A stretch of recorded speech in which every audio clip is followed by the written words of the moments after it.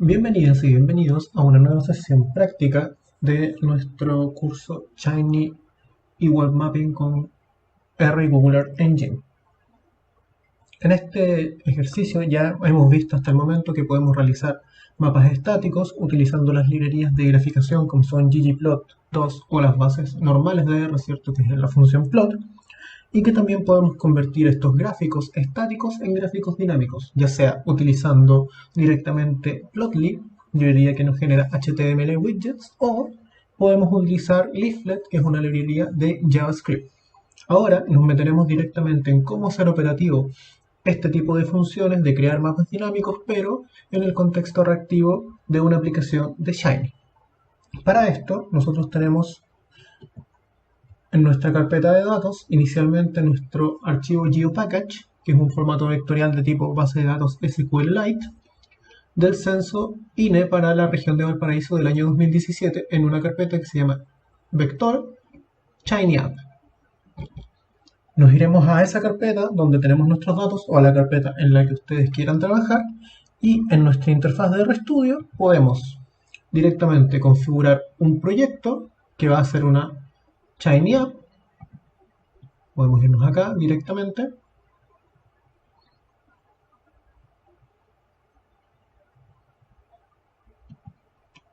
Crear un nuevo proyecto y asociar directamente este proyecto a una nueva aplicación de Shiny, o también podemos navegar aquí desde el explorador de archivos con los tres puntitos e irnos a nuestro disco C, a nuestra carpeta Shiny Apps, vector, la abrimos y aquí podemos dar en más, configurar como directorio de trabajo, y dejamos el directorio configurado para trabajar y leer desde esa carpeta. Esto también lo podemos hacer directamente utilizando nuestras líneas de código. Ahora bien, ya posicionados en nuestra carpeta, ya sea a partir del proyecto o de esta segunda forma de configurar el entorno de trabajo, vamos a crear un nuevo script y vamos a escribir nuestro snippet, ¿cierto? Shiny App, que nos va a generar las componentes básicas para nuestra aplicación. En este sentido, hemos hasta el momento por lo menos utilizado distintos tipos de aplicaciones, hemos hecho algunos ejercicios, pero han sido siempre desde la perspectiva de una página fluida. Entonces, lo primero que vamos a hacer acá es separar, ¿cierto?, nuestros distintos elementos. ¿Qué librerías vamos a utilizar? Vamos a utilizar, obviamente, Shiny. Vamos a utilizar también para la manipulación de datos Tidyverse, ¿cierto? Que recuerden que Tidyverse nos va a importar ggplot, dplyr, purl, readr, tidyr, entre otras librerías que nos van a permitir manipular la información. Vamos a utilizar también la librería SF para la manipulación de objetos espaciales, y para crear nuestros mapas dinámicos vamos a generar, o vamos a utilizar, mejor dicho, la librería Leaflet. Entonces yo voy a dar inicialmente la carga a todas estas librerías para partir ya con una configuración adecuada, y vamos a hacer un cambio inicial en nuestra página. Ya no vamos a trabajar con un Fluid Page, sino que vamos a trabajar con un tipo de página Bootstrap. El tipo de página Bootstrap, para el contexto de la generación de aplicaciones web de tipo mapas, es mucho más amigable con los distintos tipos de navegadores que nosotros podamos utilizar o que pretendamos, en el que pretendamos montar nuestras aplicaciones. En ese contexto, un Bootstrap Page se va a adaptar mucho mejor a lo que nosotros queremos trabajar, ¿ya? Es en esta página donde nosotros vamos a poner nuestro mapa a vista completa, ¿ya? ¿Cómo hacemos esta configuración? Vamos a utilizar nuevamente nuestros tags, ¿ya?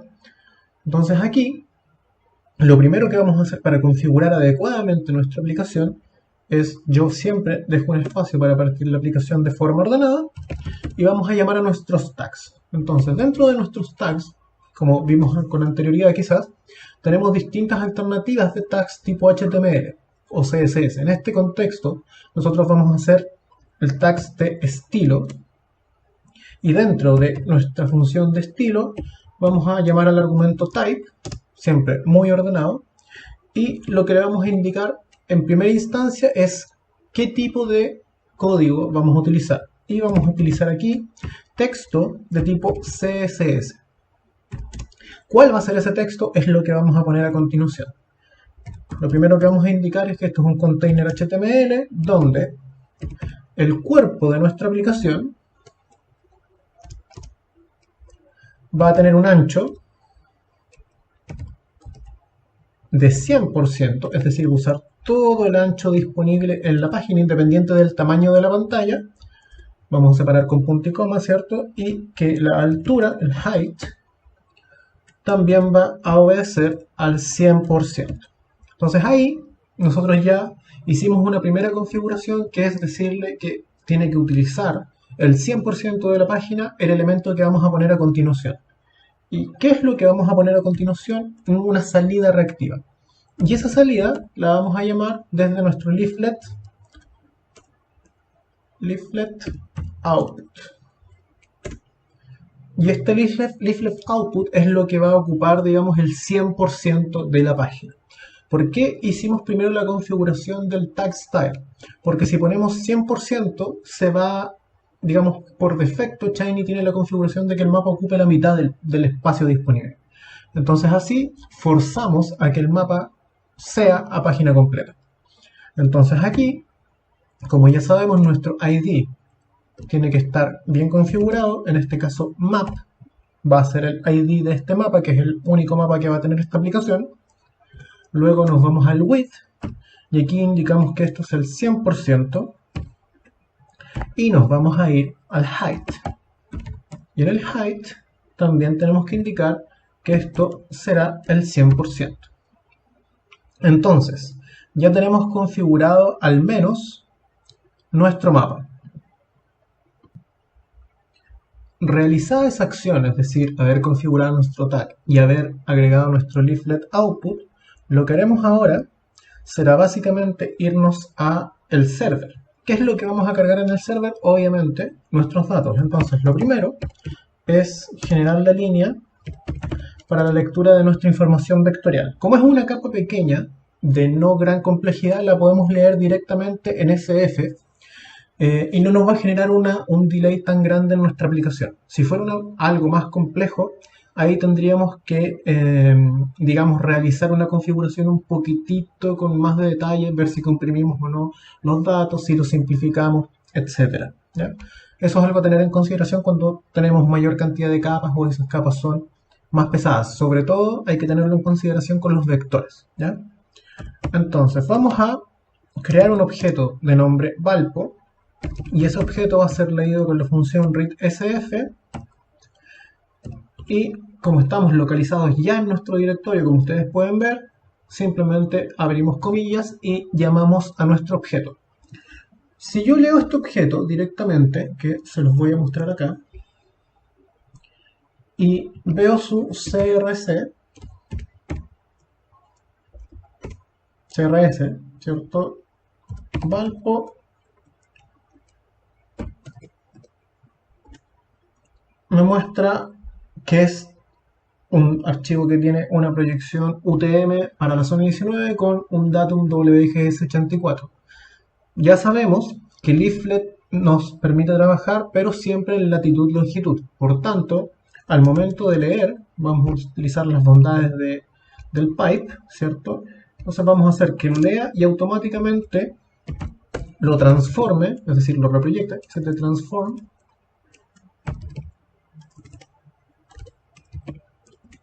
y lo transforme a nuestro EPGS 4326, que sería latitud-longitud en datum WGS 84. ¿Ya? Entonces eso lo podemos correr para revisar el efecto que se haga. Aquí me voy a repetir esta línea y vemos que nuestro código ya está, digamos, como corresponde, ¿cierto? Greenwich 43, sistema geodésico, un elipsoide correcto, no tenemos ningún problema, ¿ya? Y una vez que cargamos, vamos a generar nuestro mapa base, que es el que se va a cargar en una primera instancia en la aplicación.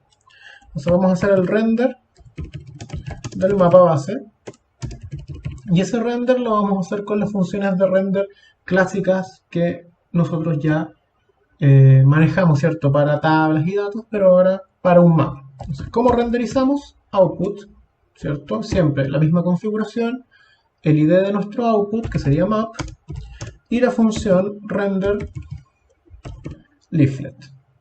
Entonces acá voy a abrir mis llaves y dentro voy a generar mi mapa base. Ese mapa base, ¿cómo lo vamos a generar? Primero el canvas, ¿cierto? La función leaflet.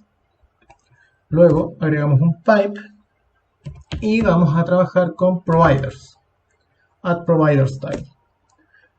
¿Qué provider vamos a utilizar? El que nosotros queramos. Yo aquí simplemente voy a utilizar el objeto que es una lista de los proveedores y voy a utilizar CartoDB. CartoDB tiene varias alternativas. Yo voy a usar DuckMother, que es un formato negro de mapa base. Y finalmente, a este mapa base, lo que vamos a hacer es configurarle boundaries, para que se ajuste a una vista de mapa inicial. ¿Ya? Entonces, fitBounds, que es la función que tenemos cargada, ¿cierto? Acá, nos va a permitir ajustar boundaries. Entonces esos boundaries, o esos límites, esa extensión rectangular, la vamos a definir acá. Yo voy a definir el menos 72 como una longitud, la latitud 1 va a ser menos 34, la longitud 2 menos 69.9 y la latitud 2, ¿cierto? Va a ser menos 26.3. Con eso a mí, digamos, me basta y me sobra. Voy a guardar mi aplicación, ¿cierto? Ya sabemos que es app. Esperamos que se guarde nuestro script, app.r, nos aparece la opción de aplicación y vamos a correr la aplicación.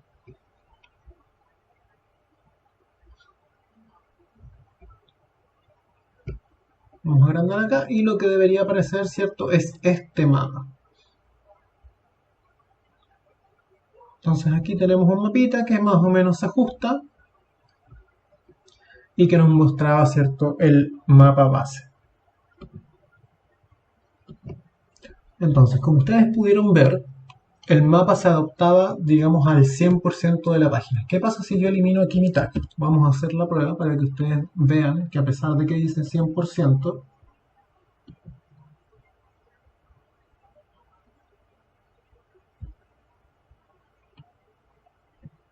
pasa esto.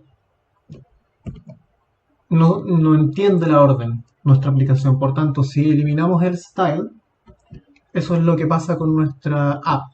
No es capaz de reconocer cuál es el 100% del espacio y tenemos que proceder a indicar aquí un tamaño en píxeles. Y eso no es lo que nosotros queremos. Por lo tanto, devolvemos nuestro Bootstrap page a la condición original. Entonces, una vez que ya tenemos configurado esto, nuestro mapa, lo que haremos será, ¿cierto?, incorporar algunos elementos a la UI. ¿Qué vamos a incorporar? Como tenemos el mapa a pantalla completa, lo que vamos a hacer es aquí agregar una coma, ¿cierto? Y agregar nuestro elemento abajo, vamos a agregar un panel. Y ese panel lo que va a tener son las opciones que los usuarios y las usuarias van a poder modificar dentro de la interfaz del mapa. Tenemos distintos tipos de paneles, pero nosotros vamos a agregar un panel absoluto. Y abro un espacio para poner las alternativas dentro de ese panel. Entonces, lo primero es indicar un ID, en caso de que queramos hacer alguna modificación sobre ese panel específico, como vamos a ver más adelante a medida que avancemos en el curso. Entonces, este panel se va a llamar Controls, simplemente para indicar que es el que tiene los controles base del mapa. Luego tenemos que utilizar el argumento Style. Y en el argumento Style tenemos que indicar algo que es muy importante. Debido a la lógica de ordenamiento por capas que tiene nuestra aplicación, tenemos que indicar cuál es la posición de este panel absoluto para que quede justamente encima del mapa y no por debajo, ¿ya? Y eso lo vamos a agregar aquí utilizando el argumento zIndex 2.500. Esto va a asegurar que el mapa quede posicionado directamente sobre el mapa, digamos, de manera correcta, ¿ya? Ahora, vamos a indicar algunos argumentos de posición. ¿Dónde queremos que se ubique este panel? Lo vamos a querer a 90 píxeles del tope de nuestra visualización queremos que el ajuste desde la izquierda se haga de forma automática, ¿ya? Para que se ajuste dependiendo del tamaño de nuestra pantalla. Entonces eso lo vamos a hacer automático. Voy a bajar ahora. Quiero que de la derecha, right, esté a 20 píxeles aproximadamente.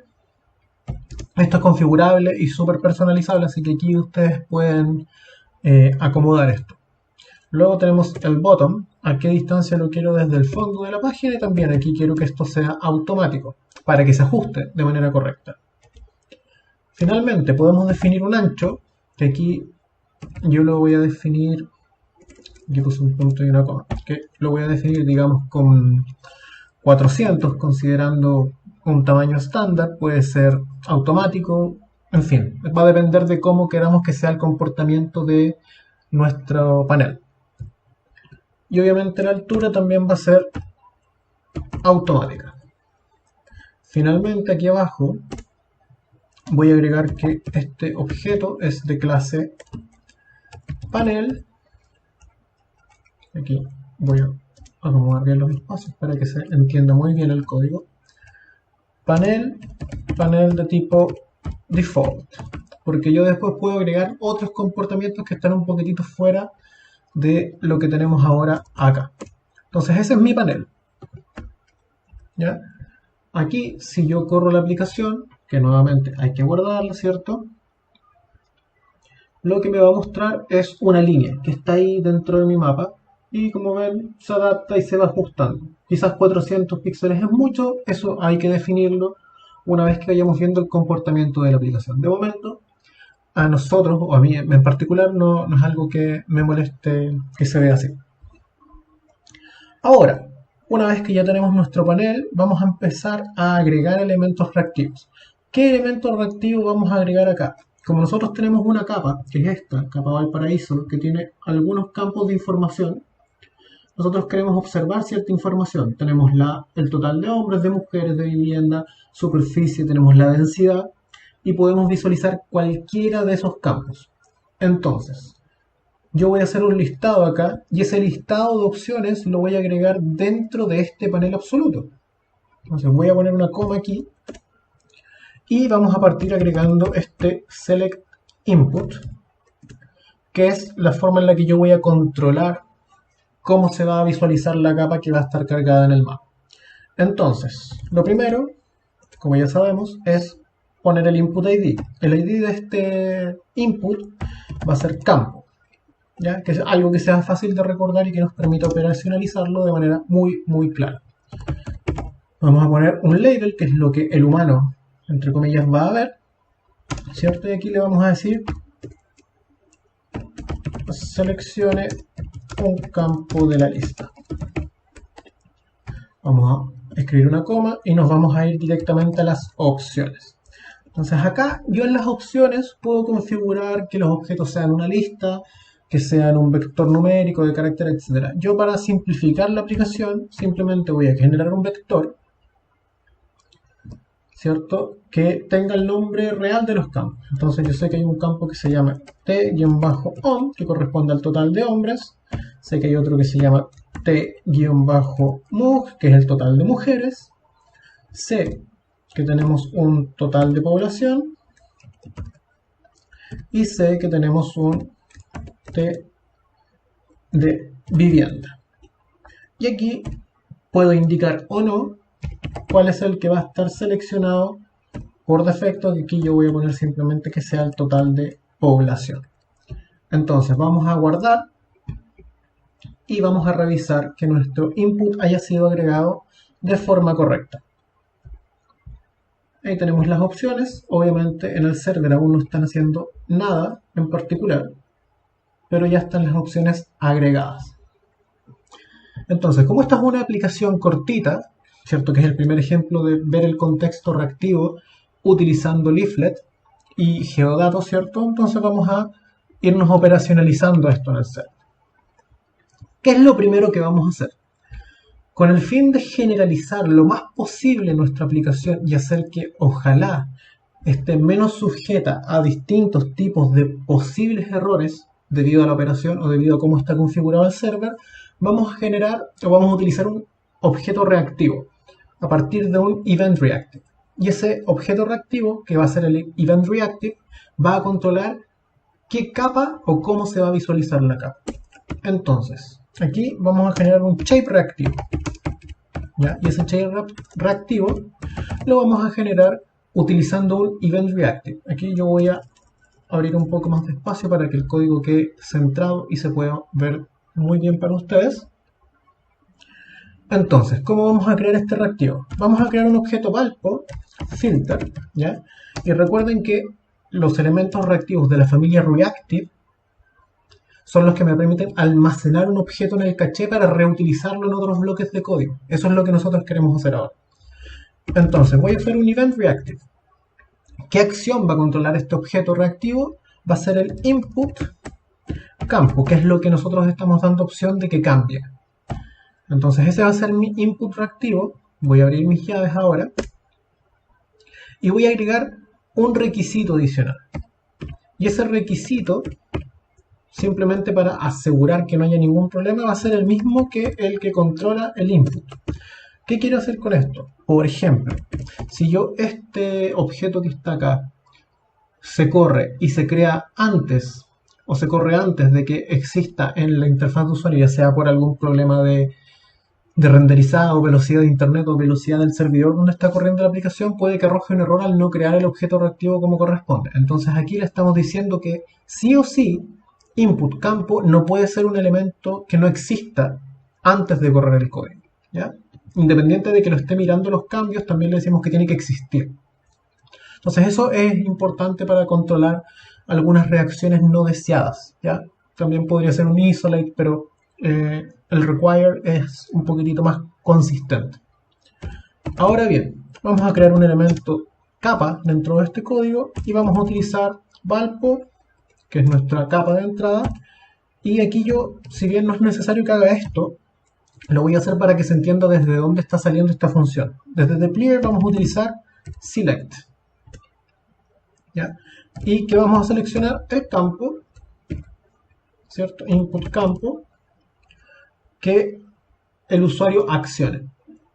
Voy a agrandar acá un poquito para hacer el ejemplo. Si yo quisiera crear aquí un objeto Valpo F de filter, podría decir Valpo pipe, aquí voy a ponerlo exactamente igual para que se entienda, declare select, y aquí yo pongo simplemente tpod. Corro esta línea y se crea un objeto que tiene solamente dos columnas, que son la geometría, que siempre está asociada, y la columna de población. Entonces eso va a simplificar el peso del polígono que yo quiero desplegar, y además va a simplificar también cómo nosotros operacionalizamos posteriormente esto. Entonces una vez que esto ya generó, fíjense que va a quedar un objeto de estas características. Por eso lo cargué antes, para que lo fuéramos viendo durante el desarrollo del código en el server. Entonces aquí yo lo que quiero es generalizar este campo, ¿ya? Quiero que el campo sea y la tabla sea lo más general posible para después no tener problemas en renderizar el cambio en el mapa. Entonces, adicional a esto, yo lo que voy a hacer es agregar o cambiar, más bien dicho, los nombres de la capa nueva que se está filtrando dentro de este código reactivo. Entonces aquí voy a poner C y el nombre de la del primer campo, ¿cierto? Que es el campo de interés, le vamos a poner columna, y el otro nombre le vamos a mantener el mismo nombre, que es Geo. Y finalmente imprimimos al final la capa para que eso, digamos, se vaya generando.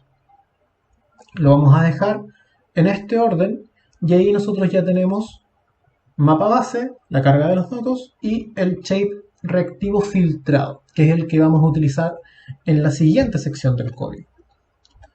Entonces, para hacer el mapa temático, el leaflet, para trabajar con reacciones o con el contexto reactivo de Shiny en leaflet, tenemos que utilizar a nivel general siempre un elemento reactivo de la familia de los observers, ¿ya? Entonces, dependiendo de qué tan complejo sea el proceso que nosotros queremos generar, va a depender de qué tipo de observer y de cuántas reacciones queramos que esté observando ese observer. En este caso nosotros tenemos solamente un input reactivo, por lo tanto no es tan complejo, pero aquí vamos a generar nuestro mapa temático en el próximo. Entonces una cosa que uno habitualmente haría sería replicar este código que está aquí, y ponerlo y agregarle la capa en el observer y que el mapa vaya cambiando. ¿Cuál es el problema con eso? Que el mapa se va a cargar una y otra vez y eso va a ser muy lento el proceso de, digamos, refrescado del mapa y de la información que se va generando. Eso está resuelto acá. ¿Ya? Les voy a mostrar cómo se hace eso. Primero vamos a llamar a nuestro observer. Vamos a ver un observer event. ¿Qué evento vamos a estar viendo? Un input campo, que es el elemento que tenemos cargado al momento. Abrimos llaves y es acá donde tenemos que empezar a configurar. Entonces, en este observer nosotros vamos a controlar las reacciones asociadas a esta capa espacial. ¿Cuáles son esas reacciones? Principalmente, configuración de una paleta de colores adecuada, configuración de los quiebres o los labels y configuración del mapa. ¿Ya? Entonces, vamos a partir con lo que es, digamos, la configuración de la paleta de colores. Como sabemos, la simbología es algo relevante en este contexto y vamos a tratar de hacerlo de la forma más ordenada posible. Entonces, lo primero que vamos a hacer, voy a nuevamente centrar un poquitito más esto, es crear un objeto de nombre tabla que va a ser mi shape reactivo, es decir, ValpoFilter. Recuerden que todo elemento reactivo generado a partir de un event reactive, un reactive o reactive values va a estar o va a tener que ser acompañado de un paréntesis. ¿Ya? Entonces, cuando esto se cree, nosotros vamos a crear esta tabla y le vamos a decir que lo convierta en un data frame. Vamos a sacar la característica SF. ¿Ya? Entonces esto va a convertir SF a tabla. ¿Por qué? Porque con esa tabla vamos a extraer los valores de la columna que nos interesa. Y esto lo vamos a hacer así. Para que vean, aquí hay que asegurarse de escribir como corresponde, ¿cierto? Tabla. Y para que esto se adapte a cualquier selección que haga el usuario, por eso generalizamos acá, simplemente tenemos que seleccionar la columna. Entonces, independiente del campo que el usuario esté seleccionando, al entrar acá, luego de pasar por el reactive, la columna se va a llamar simplemente columna y va a ser mucho más fácil de adaptar. Entonces, tenemos columna y vamos a hacer que ese campo pase a ser un campo numérico, as numeric. Entonces estos son los extrayendo valores. Con esos valores, ahora vamos a crear nuestra función de paleta. Entonces vamos a llamar a crear el objeto pal utilizando color quantil. Ustedes pueden utilizar el que quieran, color bin, color numeric, color factor, dependiendo de la naturaleza de la información. Yo voy a ocupar color quantil simplemente para que la representación cartográfica sea agradable a la vista, principalmente por eso. Ahí ustedes pueden mejorar eso o corregirlo o usar el mismo ejemplo. Entonces vamos a llamar una paleta y esa paleta, en este caso, va a ser simplemente una paleta ya que está dentro de nuestros campos, que es Viridis, dentro de nuestras librerías, ¿cierto? ¿Y cuál va a ser el otro argumento? Es domain, que básicamente son los valores que extrajimos en el paso anterior. Y luego vamos a indicar el número de clases. Yo simplemente voy a indicar un n de igual a 10 para que esto se vea más o menos estéticamente agradable. Entonces estos son paleta de colores. Ahora, como los cuantiles nos van a mostrar por defecto en Leaflet los valores de probabilidad, por decirlo así, el porcentaje, que no es lo que queremos nosotros ver en las etiquetas, vamos a crear un elemento que contenga los valores para pegar en las leyendas y que también contenga los colores que se van a generar. ¿Cómo vamos a hacer eso? Vamos a crear un objeto palColors y ese objeto palColors lo que va a hacer es ordenar los valores que nosotros le ingresemos, ¿ya? Le va a aplicar la función pal que tenemos ahí y va a extraer los valores únicos. Por lo tanto, vamos a pasar los valores ordenados de menor a mayor por nuestra función de paleta y vamos a extraer los colores, sin que haya repetición, solamente los colores que nos van a servir para la leyenda, para armar nuestra simbología. Esa es la función de esta línea. Luego vamos a crear un pal-labels. Y ese pal-labels va a calcular con una función de base de R los cuantiles de qué? De mis valores. Y aquí yo les voy a decir cuál es, digamos, el rango. Yo aquí puse 10 clases, por lo tanto, aquí mis cuantiles en la práctica van a ser una secuencia, ¿ya? De 0 a 1, ¿ya? Cada 0.1. Como tengo 10 clases, también necesito que hayan 10 etiquetas. Entonces de 0 a 1, cada 0.1 me va a dar 10 etiquetas.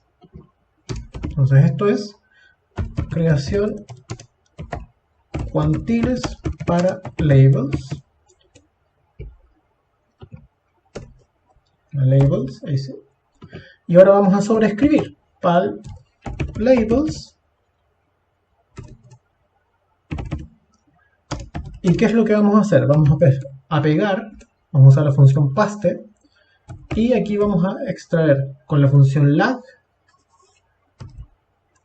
los valores de los cuantiles que generamos acá. Pal labels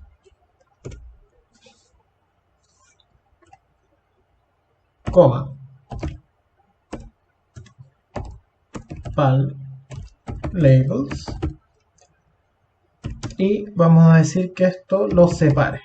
Sep, ¿con qué queremos que lo separe? Con un guión simplemente.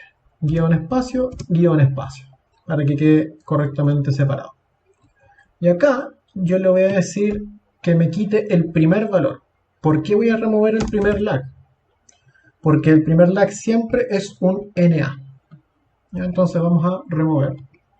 Removemos primer valor por ser NA.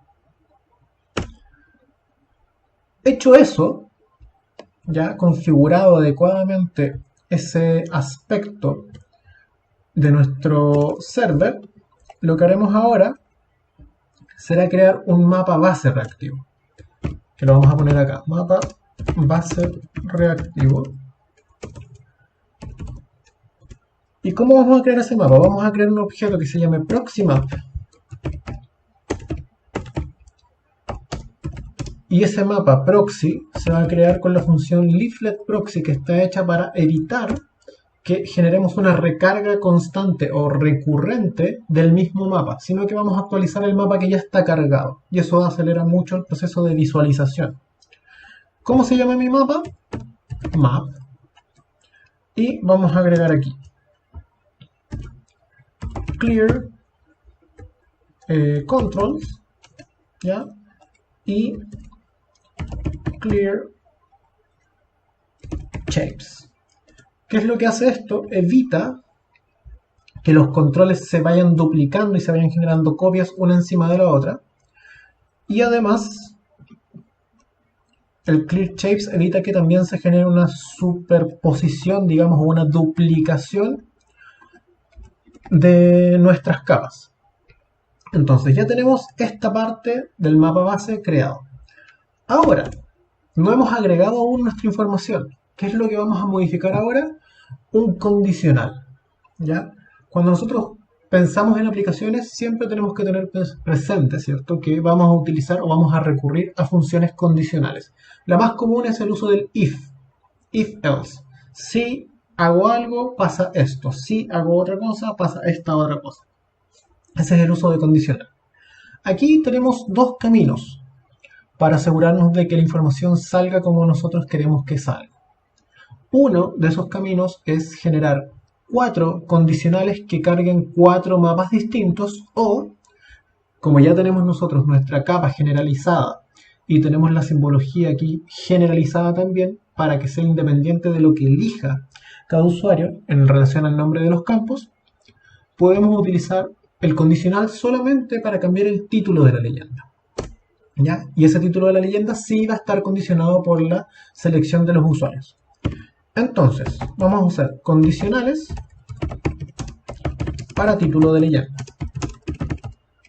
Y así solamente vamos a generar un mapa que va a actuar con todos estos elementos que ya configuramos. Entonces, if, es decir, si input campo, vamos a partir con el primero, es igual a total de población, tiene que hacer lo siguiente. Va a generar un objeto que se llama título, y ese título es simplemente un carácter que dice total de población por comuna. ¿Ya? Ese es mi primer condicional. Como tengo 4 campos, esto simplemente lo podemos copiar y repetir 4 veces. Entonces acá sabemos que tenemos el total de hombres, total de hombres por comuna, tenemos el total de mujeres por comuna, y tenemos el total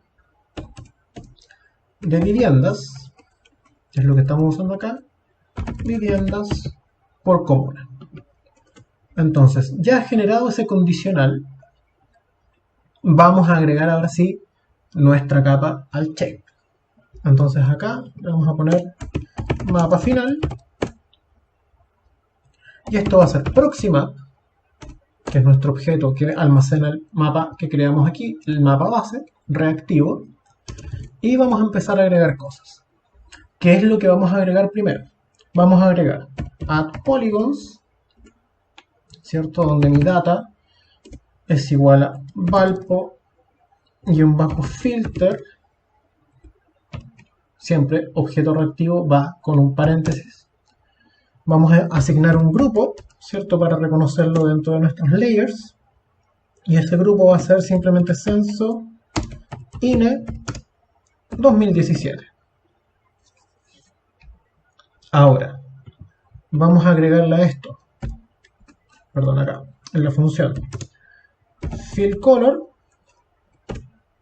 y aquí tenemos que usar nuestra función pal sobre, ¿qué campo? La columna. Entonces ahí estuvo la importancia de generalizar nuestra capa para que no tuviésemos que haber hecho 4 mapas distintos en base a cada uno de los campos, sino que nos aseguramos de que el campo o el shape, perdón, esté generalizado, y aquí podemos generalizar la leyenda y podemos generalizar también la disposición del mapa. Agregado el fill color, vamos a escribir una coma y nos vamos a ir al fill opacity, ¿cierto? Que es el que nos va a permitir controlar la transparencia. Queremos que se vea la línea, ¿cierto? Por tanto vamos a hacer stroke true. Le vamos a asignar el peso, weight, el grosor de 0.25 es más que suficiente. Y como toda capa vectorial siempre tiene algo de... son medias molestas de repente, si tienen muchos vértices, vamos a darle un smooth factor suavecito de 0.2 para que la carga y la visualización sea relativamente sencilla y agradable de ver. Vamos entonces ahora, que ya tenemos eso, a agregar la leyenda. Add legend, que esto ya lo vimos en el módulo anterior. Vamos a indicar bottom left, ¿cierto? Que es donde queremos que se posicione. Left, ahí me falta una T. Vamos a indicar los colores. Entonces, colors va a ser igual a pal colors, que es el objeto que creamos arriba. Label va a ser nuestro objeto pal labels, coma, nos vamos para abajito. El título,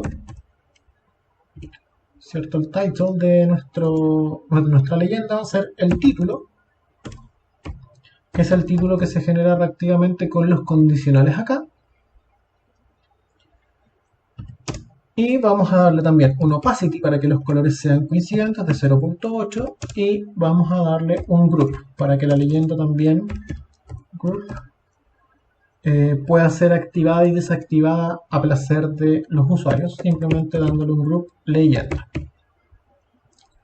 Ahora que ya tenemos eso, nos vamos a ir a agregar los controles. Add layers control, y aquí lo que ya hemos visto, overlay groups, ¿cierto? Y aquí hay que escribirlos tal cual, por lo tanto creamos el vector donde tenemos censo INE, 2017, ¿sí? Y tenemos la leyenda.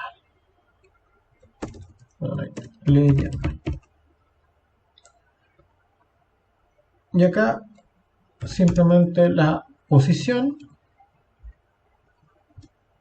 y la posición va a ser al igual que nuestra leyenda, ¿cierto? Bottom left.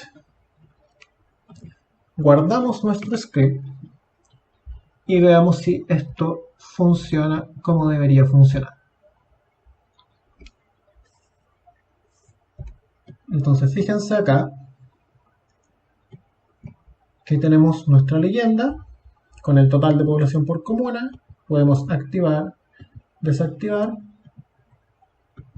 tanto la leyenda como lo que aparece acá.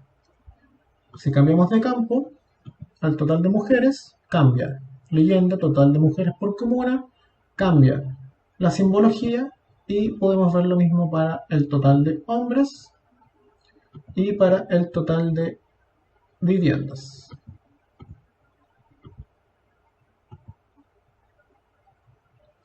Fíjense que obviamente los valores cambian, pero como la población es más o menos la misma, no hay tanta diferencia, digamos.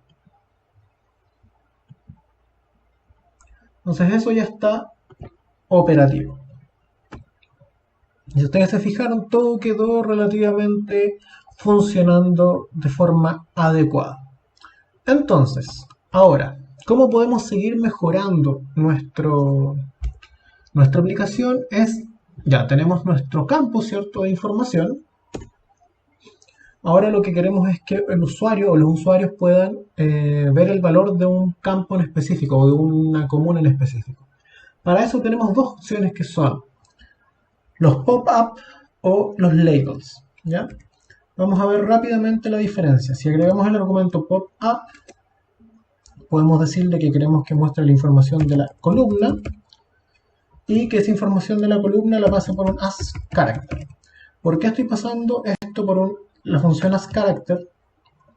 Es porque de repente para la visualización de números con pop-up o labels puede que haya algún inconveniente, entonces le decimos tácitamente que esto es, digamos, un carácter, o queremos que lo muestre como carácter. Entonces vamos a correr la aplicación y si pinchamos, ahora nos aparece el valor de cada una de las comunas. Entonces yo aquí puedo hacer un check. Esto tiene 67.708. ¿Está en el rango de verde adecuado? Sí. ¿Me puedo ir al amarillo? 296.655. Perfecto. Está ok. Puedo hacer lo mismo con los hombres. Y acá podemos ver la información que va apareciendo. Entonces, si se fijan, está, digamos, todo expresado de forma adecuada. Y podemos ver. Ahora, para el pop-up tenemos que pinchar. Entonces, la otra opción, que es más personalizable, digamos, de forma directa en Leaflet, sin tener que recurrir a otro paquete, porque si queremos mejorar el pop-up y cómo se ve la información que se despliega, tenemos que descargar alguna librería que nos permite mejorar el estilo, que eso lo podemos ver también en alguna ocasión más adelante en el curso. Pero los labels, es decir, esto aquí lo reemplazo simplemente por el argumento label,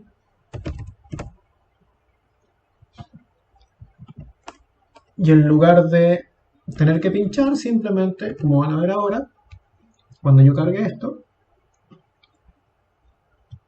voy a hacer un pequeño zoom, voy posicionándome y esto me va mostrando inmediatamente el valor de cada uno de los polígonos.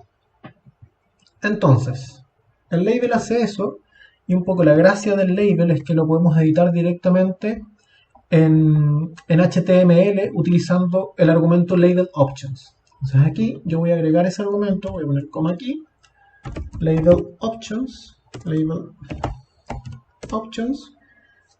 y acá usando la función label options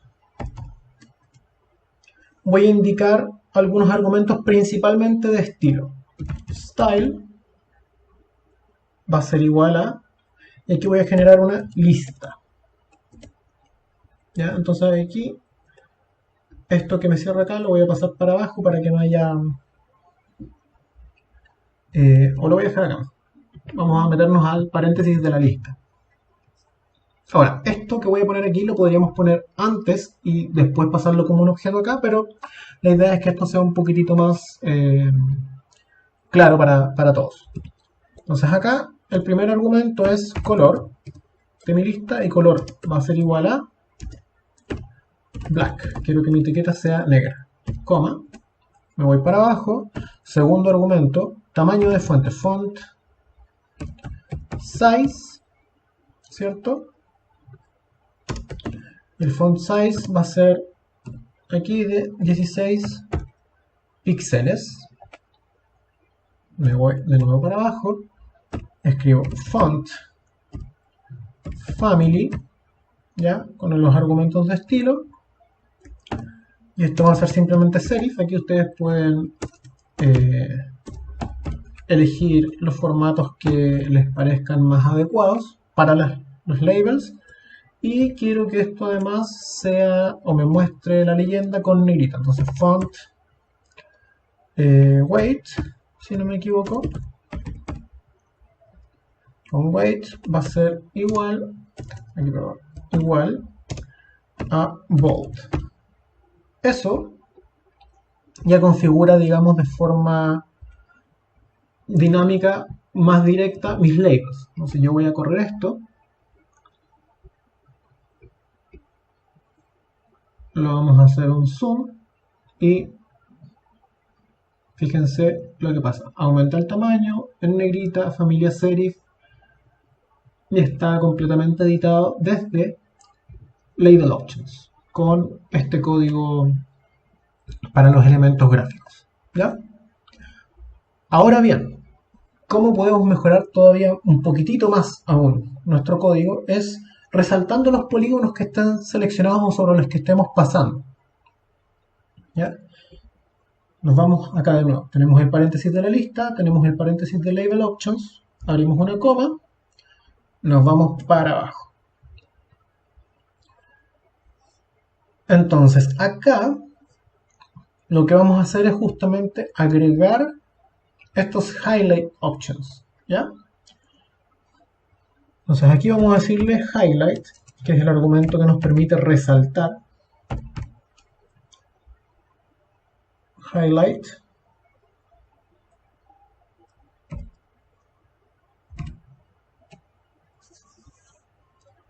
Igual, y vamos a llamar a la función highlight options.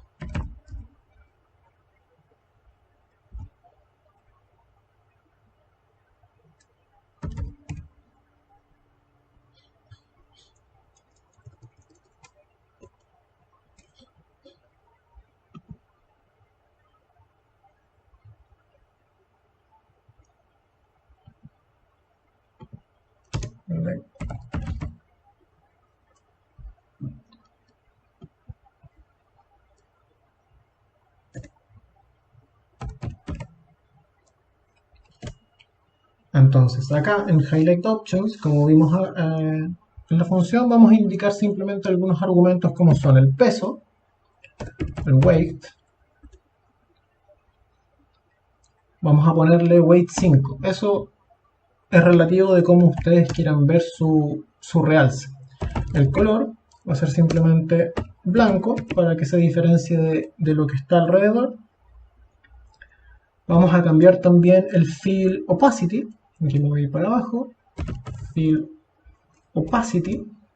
Y vamos a decir que lo pase de 0.8 a 1 para que pierda toda su transparencia y que nos haga el Bring